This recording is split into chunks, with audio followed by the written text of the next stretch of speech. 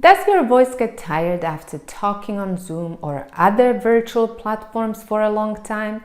If yes, then maybe you are experiencing vocal Zoom fatigue. And in this video, I am going to explain what vocal Zoom fatigue is and how to prevent your voice from getting tired. And if you stay, I will tell you where to get more help with your vocal issues. So keep on watching.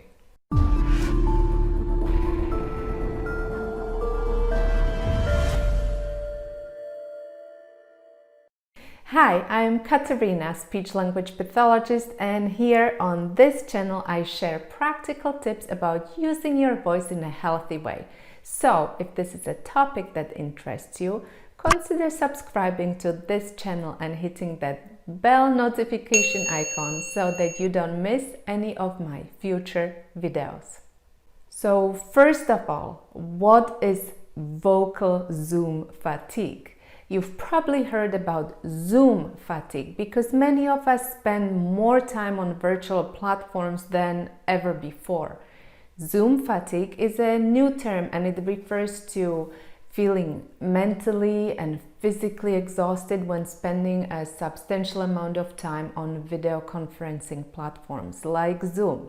Vocal Zoom fatigue is also a new term which is used among voice professionals, and it refers to a feeling of being vocally tired after using your voice on virtual platforms. And I can very much relate to vocal Zoom fatigue. Back in March, when I started to use Zoom and other virtual platforms more than ever before in my life, I also experienced vocal fatigue. I had to change things because I was not able to do my job. I already made a video on the topic of vocal fatigue and I will put a link to that video below. So I thought I was prepared, but the truth is that this is a new phenomenon and the research doesn't know much about talking or singing on virtual platforms and how it affects our vocal health. So I had to find my own ways and solutions, and I am going to share some of them with you in this video. What are Zoom vocal fatigue symptoms? Here are some examples of tired voice symptoms. The voice quality declines during speaking or singing. Your voice may get progressively hoarse or breathy. You can even lose your voice at some point, or you may need to exert more vocal effort to achieve the same level of voice use. You may even experience pain in your throat. Basically, if your voice becomes progressively weaker and you are unable to perform vocal tasks that you were able to do in the morning, you may be experiencing voice fatigue symptoms. The first question I asked myself was, do we really get more tired when talking or singing on video platforms compared to face-to-face communication? And if so, why is that? As I said before, the research doesn't know yet, but we know that people who use non-face-to-face means of communication, such as call center workers, are very prone to vocal health problems. And they have been clients of voice clinics for years, so we can learn from them. But here is my opinion. The way we use our voices on video conferencing platforms is different from voice use in one-on-one communication. The difference is not only the amount of time we spend talking, but most importantly, it's the quality of voice production we use. On video conferencing platforms, we are missing a lot of communication signals and cues that the person on the other side heard us or understood us. So we adjust the way we speak accordingly. We do everything possible to make ourselves understood by the other party. We change the way we speak or sing, and this change doesn't include only loudness, but also pitch, rate, duration of syllables. We use more breath pressure to be louder, which puts more strain on the vocal folds. We use more muscle effort. We use more exaggerated articulation, facial expressions, which may tire our muscles needed for speaking and singing. Luckily, there are many things we can do to change that. Here are 3 tips to avoid vocal fatigue when speaking or singing on the virtual platforms like Zoom. Of course, there are many more. So if you need more help with your vocal issues, join our free Facebook group called Breathing Room for Voice, where you can ask more questions. Click the link in the description below and request access. Tip number 1, keep the vocal folds hydrated. Hydration is a very obvious tip. It's a basic vocal hygiene rule, whether you speak or sing online or offline. But let me just tell you why hydration is so important to prevent vocal fatigue. Our vocal folds are covered with a thin layer of mucus, and in order for the vocal folds to work with most efficiency, the mucus has to be of certain viscosity or thickness, and good hydration makes the mucus thin and pliable so that your vocal folds can work most efficiently. If you are not well hydrated, your voice has to work extra hard, and then add the other demands on the voice, such as the length of voice use, emotions, or increased loudness, and your vocal folds just have to work beyond their capacity. You can hydrate in 2 ways: drinking plenty of fluids and steaming. And if you are having vocal fatigue issues, or if you are a professional voice user, you should be steaming every day. I personally steam every morning for about 5 minutes.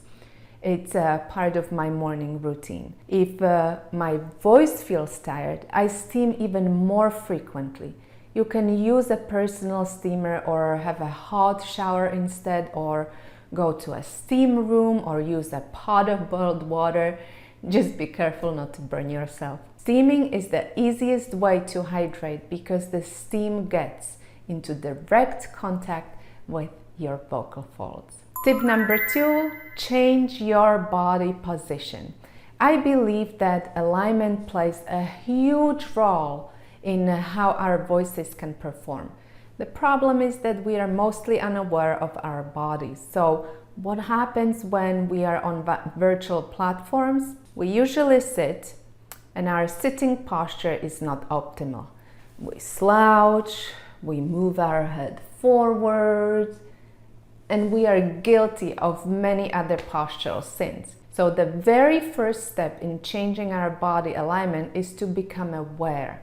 If you are spending a lot of time on the computer or your phone, be very mindful of your posture. Check in with your posture regularly throughout the day. I personally invested a lot of time figuring this out. So I have a little stand for my computer so that the camera is at my eye level. I don't need to bend my head or move it forward or look up. I often change my position too.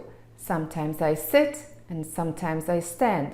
I also have a Pilates ball that I sit on while working to improve my posture. After every virtual session or after sitting for a prolonged period of time, I stand up, I stretch, and I give myself a little bit of massage. It's a simple and fast way to release tension from your neck, shoulders, and your voice. It takes only a few minutes and it's really effective. And you can find more videos on releasing tension and vocal massage here on my channel for more details. Tip number 3, don't talk too loud. Have you heard about a lumbar reflex?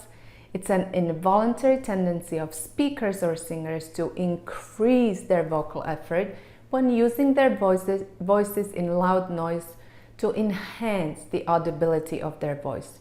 And we can apply this concept to talking or singing virtually because we are trying to be understood by listeners on the other side. So What can you do to change it? First of all, become aware of how loud you are. No need to raise your voice on Zoom. Instead, ask the other person to turn up their volume on the computer. You can use good microphone or headphones to improve the audio quality.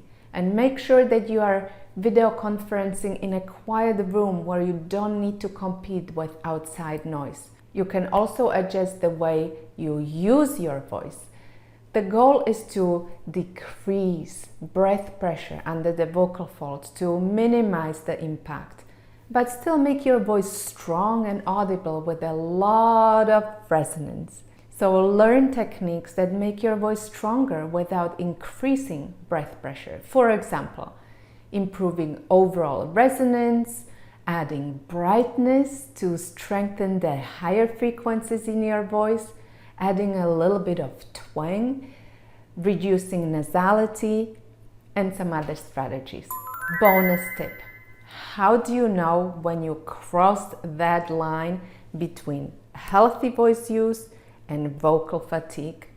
If a vocal task makes you feel an itch, scratch, or tickle, or it makes you cough or clear your throat, you know that you use too much vocal effort. Your voice is telling you to stop, take a break, or change the way you are producing that sound. It's as simple as that.